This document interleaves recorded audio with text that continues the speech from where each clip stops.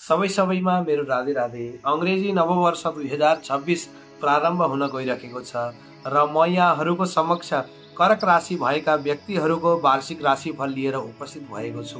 भिडियोलाई अन्तिम तक पुरा हेरिदिनु होला। कर्क राशि भएका व्यक्तिहरूको पारिवारिक जीवन कमजोर नै रहनेछ र द्वितीय भावमा शनिको दृष्टिले गर्दाखेरि परिवारमा सम्बन्ध मधुर बनाउन बहुत मेहनत गर्नुपर्ने हुन सक्छ र परिवारमा मांगलिक कार्य हुने संकेत पनि छ।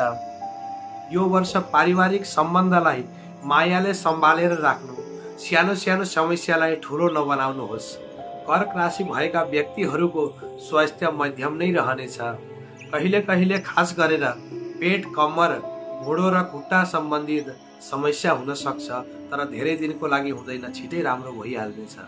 कर्क राशि भएका व्यक्तिहरूको 2026 प्रेम सम्बन्धमा धेरै नै राम्रो रहनेछ र युवा युवतीहरूको कसैसँग प्रेम सम्बन्ध पनि हुनेछ।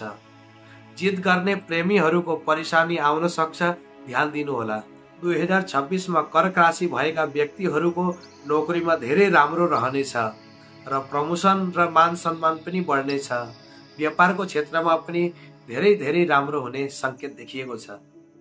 कर्क राशि भएका व्यक्तिहरूको 2026 मा धन उपार्जन पनि राम्रो हुनेछ, तर शनिको द्वितीय भावमा दृष्टिले गर्दाखेरि बचत पनि कम हुनेछ। कर्क राशि भएका व्यक्तिहरूले 2026 मा गर्नुपर्ने महा उपाय: प्रत्येक दिन केसरको टीका लगाउनुहोस् निधारमा र प्रत्येक 4 महिनामा जटावाला नरियल प्रवाहित जलमा प्रवाह गर्ने गर्नुहोस् र चाँदीको केही सामान आफूसँग राख्ने गर्नुहोस्। यसले गर्दाखेरि हजुरको जीवन सफल बन्नेछ र यो भिडियो मन परेमा आफ्नो प्रतिक्रिया दिएर धेरै भन्दा धेरै शेयर गरिदिनु होला। धन्यवाद।